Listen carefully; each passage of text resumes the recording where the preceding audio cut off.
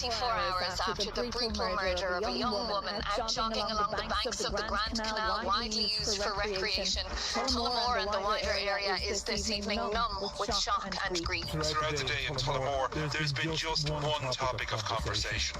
In the close-knit tapestry of communities in and around Tullamore, people have been remembering. Some places carry a particular kind of peace, not the dramatic kind, not mountain peaks or ocean cliffs, the quiet kind, the unremarkable kind, the kind that exists in the middle of ordinary life, where people move through their days without ceremony and without fear. The Grand Canal towpath in Tullamore, County Offaly, was that kind of place. Stretching through the heart of Ireland's Midlands, the canal has been part of this landscape since the 1700s.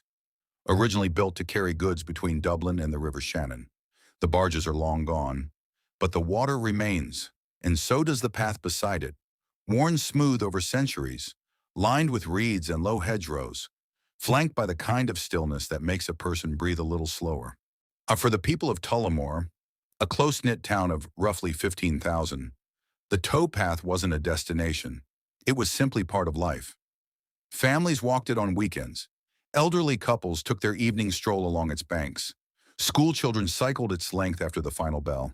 And runners, dozens of them, year-round, used it as their route of choice. Reliable, familiar, safe. For those of you watching from the United States, picture the kind of trail that runs through the center of your town. The greenway along the river, the park path everyone uses without a second thought. The place where you've passed strangers 100 times and never once felt uneasy. That's what this path meant to Tullamore. It wasn't just infrastructure. It was trust, and built slowly over generations into the fabric of daily life. January in the Irish Midlands arrives without fanfare. The light is thin and gray. The air carries a damp chill that settles into your coat before you've made it to the end of the street. But life doesn't slow down for the weather here.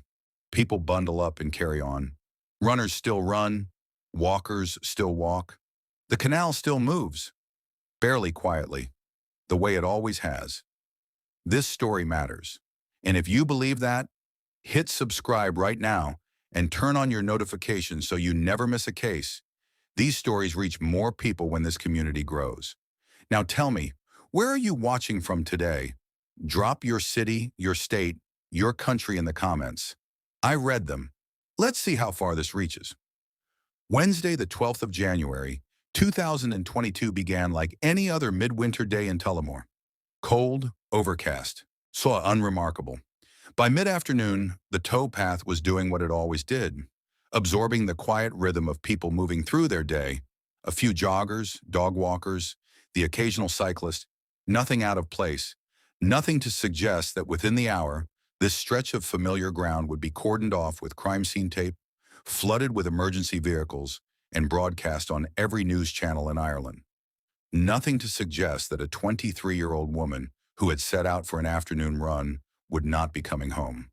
But before we reach that moment, before the investigation, the vigils, the national reckoning that followed, there is something more important to establish first, because this story is not, at its core, about what happened on that path. It is about who she was before she ever got there. Her name was Aisling Murphy, and she deserves to be known. She grew up in Blueball, a small village just outside Tullamore, in a household where music wasn't background noise. It was the language the family spoke. Her mother, Kathleen, played traditional Irish music, and from the time Aisling was old enough to hold an instrument, that love was passed down with intention.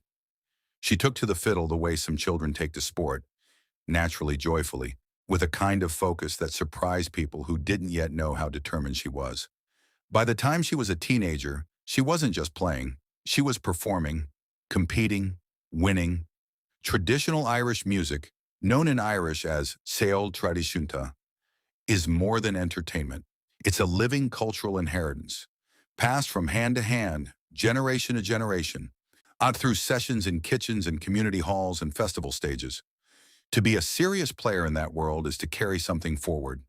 Aisling understood that. She embraced it, and she was exceptionally good at it. She competed through Comhaltas Seoltóirí Éireann, the largest organization in the world dedicated to the preservation of Irish traditional music, reaching All-Ireland level. That isn't a casual achievement. It represents years of discipline, practice, and genuine mastery. She performed at the Tullamore Tradfest, one of the region's most celebrated cultural events. And she did so not as a background act, but as someone people came specifically to hear. For those watching from the States who may not be familiar, think of it this way. Imagine a young woman who grew up playing bluegrass in Appalachia, who reached national competition level and performed at her town's most beloved annual festival. That's the cultural weight Aisling carried in her community. Music wasn't something she did on the side, it was woven into her identity. Quick pause. What's the weather like where you are right now? Drop it in the comments. Sunny, raining, freezing? I want to know. And if you haven't subscribed yet, now is the time. Hit that button and stay with us. But music was only one dimension of who she was. Aisling Murphy chose teaching the way some people choose a vocation, not because it was practical, but because it was right. She studied at Mary Immaculate College in Limerick, one of Ireland's most respected teacher training institutions, and she graduated with a kind of quiet conviction that her colleagues would later describe as rare. She wasn't chasing a career. She was answering something. She had recently taken up a position at Douro National School, a small primary school serving the rural community just outside Tullamore. She was new to the role, but you wouldn't have known it from the way she carried herself in the classroom. Students responded to her immediately. Parents noticed. Fellow teachers noticed. There was something about the way she engaged with children, patient, warm, genuinely interested in each one of them. That made her exceptional from the start. Teaching at its best is an act of sustained attention. You have to see children, really see them, as individuals with their own fears and curiosities and potential. By every account, that came naturally to Aisling. She wasn't performing the role, she was living it. On outside the classroom and the music stage, Aisling was, by all accounts, someone who made the people around her feel seen. Her family described her as the kind of person who lit up a room, not through performance or volume, but through genuine warmth. She was close to her parents, close to her siblings, deeply rooted in the community she had grown up in. And then there was Ryan. Ryan Casey had known Aisling since they were teenagers. They had that particular kind of history that only comes from growing up in the same small place. Shared memories, shared friends, a bond that had formed long before either of them fully understood what it meant. They had rekindled their relationship as adults, and by January of 2022, they were building something together. Plans for a future, a home, and a life that was just beginning to take its full shape. She was 23 years old. She was, by every measure, exactly where she was supposed to be, rooted, purposeful, loved, and moving forward. That Wednesday afternoon after her school day ended, she changed into her running gear. She headed for the canal path, the same route she had taken before, the same path her neighbors used, the same stretch of ground that had always felt like an extension of the town itself. She put in her earphones. She started to run.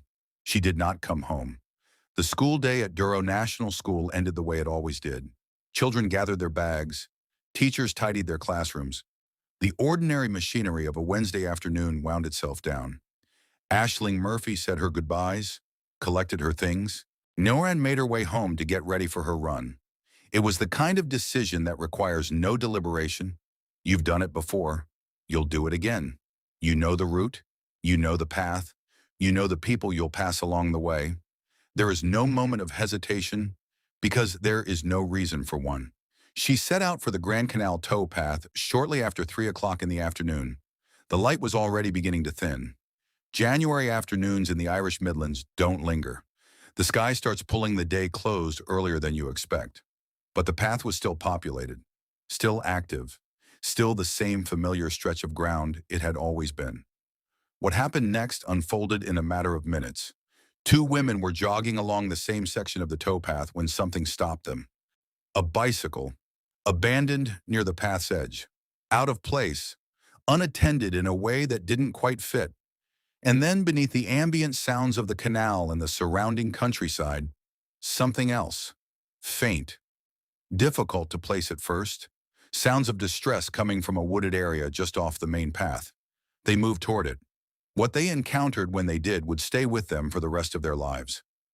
A man had a young woman pinned to the ground.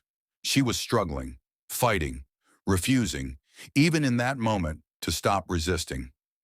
The man looked up at the two witnesses. He threatened them, directly, deliberately, and they fled to get help. Not out of indifference, out of the rational, terrifying understanding that they needed to reach someone who could intervene before it was too late. It was already too late. By the time emergency services arrived at the scene, Aisling Murphy had succumbed to her injuries. She had been stabbed multiple times. The attack had been ferocious and sustained, but the evidence left behind told investigators something important, something that matters both forensically and humanly. She had fought back. This is the part of the story where I want to pause and ask you something directly. And I want you to think about this carefully before you answer in the comments. When you heard that two witnesses were present and had to flee, what was your first reaction? Judgment? Understanding? Something more complicated than either? Drop your honest thoughts below. There are no wrong answers here, and this community handles these conversations with more intelligence than most. Here's something investigators look for that most people don't think about until it's explained to them. When a victim resists an attack, physically, actively, they leave evidence. And that evidence speaks. Aisling had her keys in her hand. Whether she had them out of habit, routine, or instinct in those final moments, we cannot say with certainty. But the presence of that detail matters forensically. Improvised defensive tools, keys, phones, bags, can transfer biological material, skin cells, blood, fiber. They can create contact points between victim and attacker that survive long after the scene itself has been disturbed. Beyond physical objects, resistance creates what forensic investigators call defensive wound patterns. Bruising on the forearms, damage to the hands, tissue under the fingernails. Why these injuries tell a story about the nature of the struggle, its duration, its intensity, the relative positions of the people involved. Victimology, the systematic study of a victim's life, habits, routines, and relationships, also becomes critical at this stage. Investigators ask, why this path? Why this time? Was she targeted specifically, or was this a crime of opportunity? Understanding Aisling's routine helped investigators reconstruct the timeline and narrow the parameters of who they were looking for. The evidence she left behind, through her resistance, her presence, her fight, would become part of the foundation of the case that followed. The Garda Síochána had a crime scene. They had witnesses. They had forensic evidence. Now they needed answers. Within hours of the emergency call, the Grand Canal towpath in Tullamore had been transformed. Blue and white crime scene tape stretched across entry points that had been open to the public just that morning. Forensic tents marked positions along the path. Garda vehicles lined the roads leading to the water. The National Bureau of Criminal Investigation, the NBCI, Ireland's equivalent of a dedicated major crimes unit, had been activated and was already on the ground. For those unfamiliar with how law enforcement is structured in Ireland, the Garda Síochána is the National Police Service. Unlike the United States, where you have a layered system of local police departments, county sheriffs, state troopers, and federal agencies like the FBI, Ireland operates under a single national force. The NBCI functions within that structure as a specialist unit, deployed specifically for serious and complex crimes. Murders, organized crime, high-profile investigations. When they arrive at a scene, it signals the full weight of the state's investigative capacity being brought to bear. That weight arrived in Tullamore on the evening of January the 12th, 2022. The crime scene itself presented immediate challenges. Outdoor scenes are among the most difficult environments forensic teams work in, and for reasons that aren't always obvious. In a controlled indoor environment, a room, a building, a vehicle, investigators can establish a perimeter quickly and limit access. The evidence stays where it fell. Contamination risks, while never zero, are manageable. An outdoor scene along a public canal path is a different problem entirely. Before the alarm was raised, An unknown number of people had passed through that stretch of towpath. Joggers, dog walkers, cyclists, each one a potential source of trace contamination. Fibers, footprints, biological material deposited innocently but capable of muddying the forensic picture. Weather compounds the problem. January rain, wind, and cold can degrade biological evidence within hours. DNA breaks down. Footwear impressions fill with water. Fiber evidence disperses. The first priority for forensic teams in an outdoor scene is speed and containment. Establish the perimeter before more contamination occurs. Document everything in its current state before conditions change, and collect biological samples before the environment destroys them. So chain of custody, the documented, unbroken record of who collected each piece of evidence, how it was stored, and how it was transferred, becomes especially critical in outdoor cases. In a courtroom, defense attorneys will scrutinize every link in that chain. A single gap, a single undocumented transfer can render a piece of evidence inadmissible. Investigators know this. It shapes every decision they make from the moment they arrive. In Ashling's case, forensic teams worked through the evening and into the night, processing the scene under artificial lighting in January cold against the clock. What they were building, carefully, methodically, was a forensic foundation that would need to withstand the highest level of legal scrutiny. But forensic work takes time, and the public was not prepared to wait. By the evening of January the 12th, the news had broken across Ireland. By the following morning, it had reached every household in the country. A young woman, a canal path, a Wednesday afternoon. The details were sparse at first, but they were enough. The response was immediate and overwhelming. Vigils began forming within 24 hours. In Tullamore first, hundreds gathering at the canal, at the town square, in the car parks of community centres. Then in Dublin, Cork, Galway, Limerick, Belfast, cities and towns across the island, people standing together in the January cold, holding candles, holding each other, trying to process something that felt both shocking and, for many women, devastatingly familiar. President Michael D. Higgins issued a formal statement expressing his grief and solidarity with Ashling's family. He Taoiseach Michel Martin spoke publicly, acknowledging not just the loss but the fear that had rippled outward from it. Politicians across party lines paused their usual business to address what had happened. I want to stop here for a second and ask you something. If you're watching from the United States, did this case reach you when it happened? Did you hear Ashling's name in January of 2022? Drop a yes or no in the comments. I'm genuinely curious how far this story traveled. And while you're there, what's the weather like where you are right now? Seriously, tell me, these small moments of connection matter in conversations like this one. For the Garda Síochána, the public response created a pressure that experienced investigators understand well and treat carefully. A public grief accelerates demand for answers. Media coverage intensifies scrutiny of every decision. Political attention raises the stakes of every development. All of this is understandable. All of it is human. But it also creates conditions in which investigations can be pushed in directions that evidence doesn't yet support, where the need to be seen to be acting can outpace the discipline required to act correctly. The senior investigators leading the Ashling Murphy case were aware of this tension from the beginning. They had a forensic scene being processed. They had witness accounts being taken. They had CCTV footage from the surrounding area being gathered and reviewed. What they did not yet have was a suspect, and in the days that followed, the search for one would take a turn that nobody anticipated, one that would test the integrity of the investigation, damage an innocent man, and force the entire country to confront something uncomfortable about how quickly fear can become accusation. In the hours and days following Ashling Murphy's death, the Garda Síochána did what every major investigation requires. They cast a wide net. CCTV footage from the surrounding area was reviewed frame by frame. Witness accounts were taken and cross-referenced.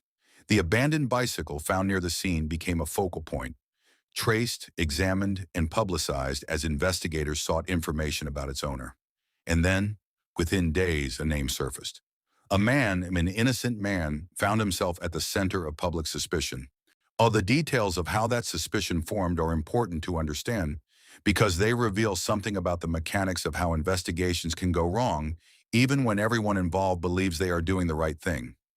His name was connected to the bicycle.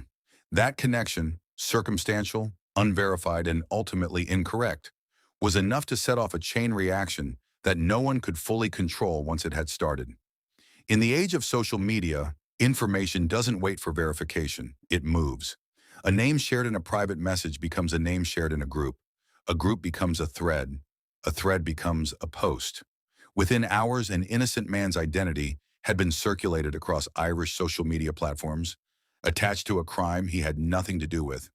People who had never met him, who had no evidence of any kind, were treating his guilt as established fact. The Garda Síochána moved quickly to correct the record. They issued a public statement confirming that the man was not a suspect and had been fully eliminated from their inquiries. But the damage to his reputation, to his sense of safety, to his family, had already been done. What happened next added another layer of complexity that investigators were not expecting. A false confession emerged. To understand why this matters, and why it happens more often than most people realize, you need to understand something about the psychology of false confessions. Research in this area, developed significantly by psychologists Saul Kassin and Gisli Gudjonsson, over decades of study identifies several distinct categories of false confession. One of the first is the voluntary false confession, where someone comes forward without any external pressure, driven by a desire for notoriety, a distorted sense of guilt, or an underlying mental health condition. The second is the compliant false confession, where a person confesses under the pressure of interrogation, knowing the confession is false but calculating that compliance is the path of least resistance. The third is the internalized false confession, where a psychologically vulnerable individual actually comes to believe, under sustained pressure, that they committed a crime they did not commit. In high-profile cases saturated with media coverage, public emotion, and intense investigative pressure, the conditions for false confessions multiply. The case is everywhere. The public demand for resolution is deafening. For certain individuals, that environment creates a psychological pull toward insertion, toward placing themselves at the center of a story that has consumed the world around them.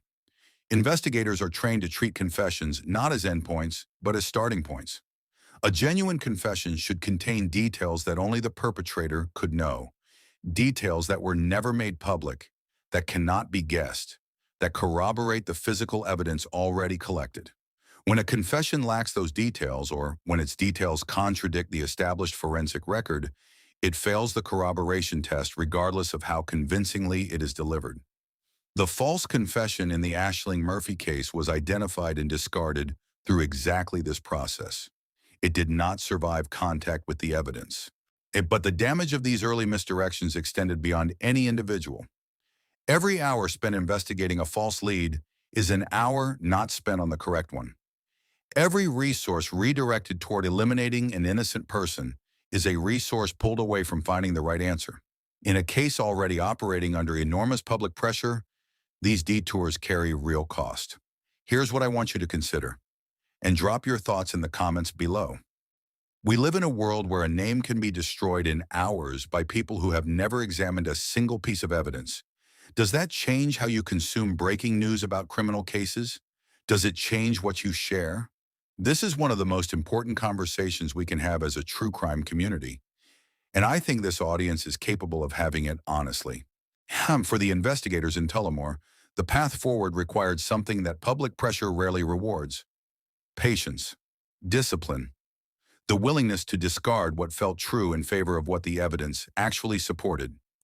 That discipline was about to be tested one final time, because somewhere, not far from Tullamore, a man was carrying injuries he couldn't explain, and the clock was running. Investigators had been working the case for days. The forensic evidence collected from the canal path was being processed. Witness accounts had been taken, cross-referenced, and mapped against the physical timeline. CCTV footage from the surrounding area, petrol stations, shop fronts, residential cameras, had been gathered and was being reviewed systematically. The false leads had been eliminated. The investigation had been reset, or refocused, and was moving forward with renewed discipline. And then quietly, without drama, the case shifted. A man in his early 30s presented himself at a hospital. He had injuries, cuts and scratches across his body, the kind that don't come from a fall or an accident, the kind that come from a struggle, from contact with another person who is fighting back with everything they have. He had an explanation. He offered it. And then, under questioning, he offered a different one. That inconsistency, that small, telling fracture in his account, was enough. The Garda Síochána were notified. Investigators arrived. And what began as a medical visit became something else entirely. Before we go further, I want to ask you something. At what point in an investigation do you think a person's inconsistent story becomes significant enough to act on? Is one contradiction enough? Two? Drop your thinking in the comments. There's no textbook answer here. And the way investigators actually make that call is more nuanced than most people realize. Under sustained questioning, the man's account continued to shift. Details changed. The timeline he offered didn't hold. And eventually, after a process that investigators would later describe as methodical rather than dramatic, he confessed.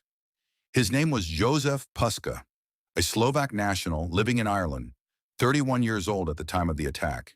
He had been in the area of the Grand Canal towpath on the afternoon of January the 12th, 2022. His DNA, collected and processed through forensic analysis, placed him directly at the scene and in contact with Aisling Murphy. The arrest was made. The charges were filed.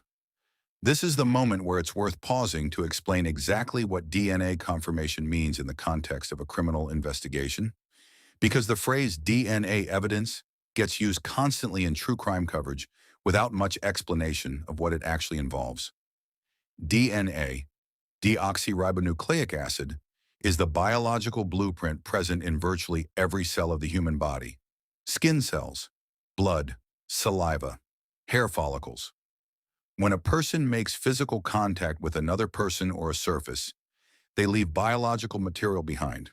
In a violent struggle, the kind that leaves defensive wounds, that involves sustained physical contact, that transfer is significant. Forensic laboratories extract DNA profiles from biological samples collected at a crime scene. Those profiles are then compared against a reference sample taken from a suspect. The comparison doesn't produce a simple yes or no. It produces a statistical probability. In modern forensic science, a full DNA profile match carries a probability of coincidental match measured in the billions to one. It is, within the bounds of scientific certainty, as close to definitive identification as evidence gets. In Ireland, forensic analysis of this kind is conducted through Forensic Science Ireland, the state laboratory responsible for processing evidence in criminal cases. The chain of custody governing how samples are collected, stored, transported, and analyzed is documented at every stage. This isn't bureaucratic formality. It is the mechanism by which scientific evidence becomes legally admissible. A single break in that chain, a mislabeled sample, an undocumented transfer, a storage failure, can compromise the entire analysis in court. In Jozef Puska's case, the DNA evidence was unambiguous. It connected him to Aisling Murphy. It connected him to the scene. Combined with his physical injuries, his shifting account, and his eventual confession, it formed a forensic and evidentiary foundation that left no credible alternative explanation standing. The investigation that had begun in grief and pressure and misdirection had arrived, through patience and discipline, at the truth. Jozef Puska was charged with the murder of Aisling Murphy, and the case would now move from the canal path to the courtroom. And what unfolded there would be watched by an entire nation holding its breath. But the legal process was only one part of what this case had become. Because while investigators were building their case, something larger was happening across Ireland. Something that had been building for years, and that Aisling Murphy's death had finally brought to the surface. There is a phrase that emerged in the days following Aisling Murphy's death that became, for many people in Ireland, the sharpest expression of what made this case so painful. She was just going for a run. 6 words. And in those 6 words, an entire argument. One that women had been making for years in quieter voices, in smaller rooms, in conversations that rarely made it to the front page. That the most ordinary acts of daily life, running, walking, existing in public space, carry a weight for women that they do not carry for men.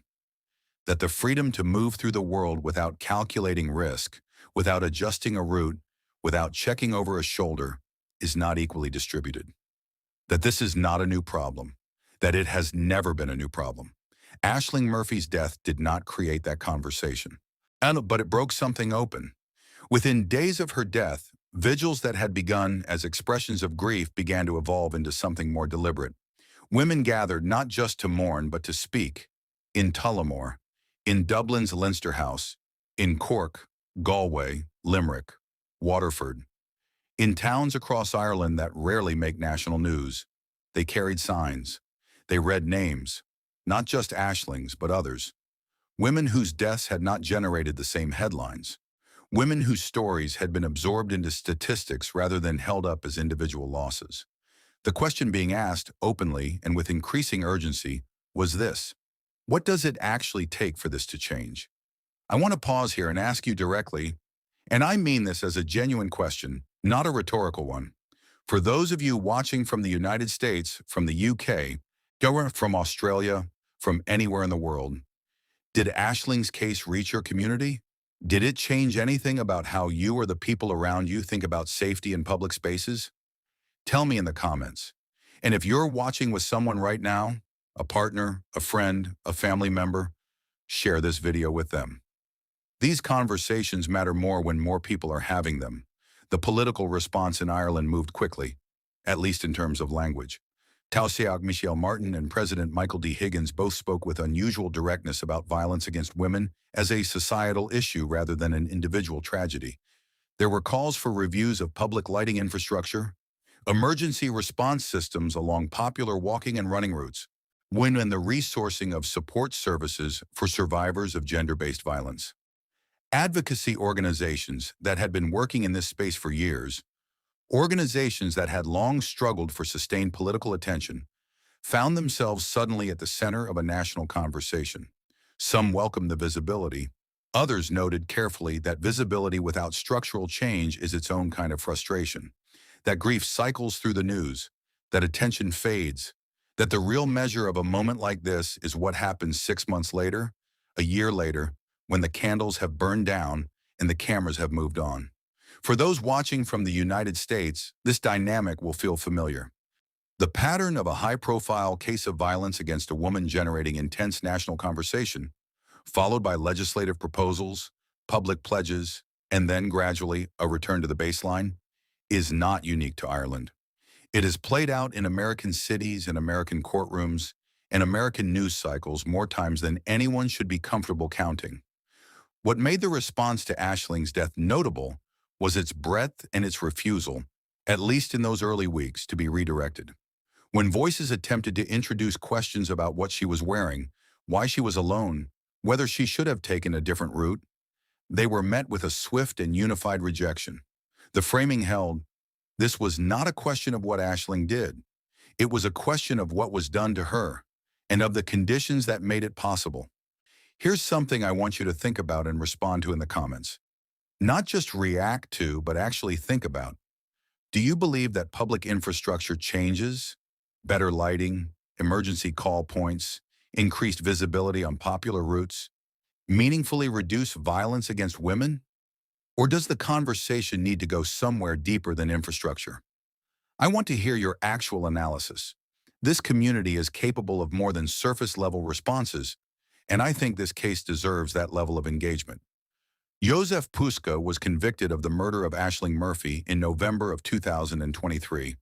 He was sentenced to the mandatory term of life imprisonment under Irish law. He showed no remorse during the proceedings. He offered no explanation that satisfied anyone who was present. But Aisling's family sat through every day of that trial with a dignity that those who witnessed it described as extraordinary. Her father, Ray, her mother, Kathleen, her siblings, Ryan, they were there. They listened. They endured. And when it was over, they spoke. Not with anger, though anger would have been entirely justified. They spoke about her, about who she was, about what the world had lost. That is where we are going next. There is a particular kind of grief that comes with losing someone who was, by every measure, exactly where they were supposed to be. Not someone whose life was in crisis, not someone whose story carried the kind of complexity that makes loss easier, somehow, to rationalize. Someone who was simply, fully, quietly, purposefully living, building. Now moving forward with the kind of steady intention that most of us spend years trying to find. Aisling Murphy had found it at 23. She had her classroom, she had her fiddle, she had her family around her and Ryan beside her, and a future that was taking shape with the kind of unhurried certainty that comes from knowing exactly who you are and where you belong. That is what was taken. Not just a life, but a life in full motion. A life that was going somewhere. Her students at Durrow National School lost a teacher who had already in a matter of months become someone they would remember. That is not a small thing. The teachers who stay with us, who see us clearly, who make us feel capable, who bring something into a classroom that cannot be replicated, are rare. By every account from colleagues and parents and the children themselves, Aisling was already becoming one of those teachers. She was only at the beginning. Her music community lost a player who carried the tradition forward with both technical excellence and genuine love. In the world of Irish traditional music, that combination is not common. Skill without feeling produces performance. Feeling without skill produces sentiment. Aisling had both, and she had them young, which meant she had decades of music ahead of her. Sessions that will never happen. Tunes that will never be played the way she would have played them. Her family lost something that no verdict, no sentence, no public acknowledgement can address or repair. Ray and Kathleen Murphy lost their daughter. Her siblings lost their sister. Ryan lost the person he had chosen to build his life with. These are losses that do not resolve. They do not diminish with time in the way that people who haven't experienced them sometimes imagine. They change shape. They become part of the architecture of a life, but they do not go away. Before we close, wherever you are watching from right now, whatever the weather is outside your window, whatever brought you to this video today, I want to ask you one thing. Not about the case, not about the investigation. Just this. Is there someone in your life who reminds you of Aisling? Someone who carries that same quiet energy? The teacher, the musician, the person who shows up fully for everyone around them? If there is, tell them. Not because of this story, but in spite of it. Share this video if it moved you. Subscribe if you want to stay with this community. And leave a comment, because every single one of them tells me that these stories are reaching people who care. In Tullamore, the Grand Canal towpath is still there. People still walk it. Runners still use it. Families still move along its banks on weekend mornings. Children pulling ahead, dogs doubling back. Life has continued along that stretch of water the way life always continues. Not because the loss doesn't matter, but because stopping is not the same as honoring. There is a memorial near the spot where Aisling was found. Flowers, a violin, photographs. The kind of accumulation of small, personal objects that appears wherever a community is trying to say something that words haven't quite managed to capture. She is remembered there. She is remembered in her school, where her name is spoken with care. She is remembered in the music, in sessions across County Offaly and beyond, where players who knew her and players who never met her pick up the tunes she loved and carry them forward. She is remembered by her family every single day in ways that are private and profound and entirely their own. Aisling Murphy was 23 years old. She was a teacher, a musician, a daughter, a sister, a partner. She was someone who made the people around her feel seen, and that, in the end, is one of the rarest and most valuable things a person can be. She went for a run on a Wednesday afternoon in January. She deserved to come home.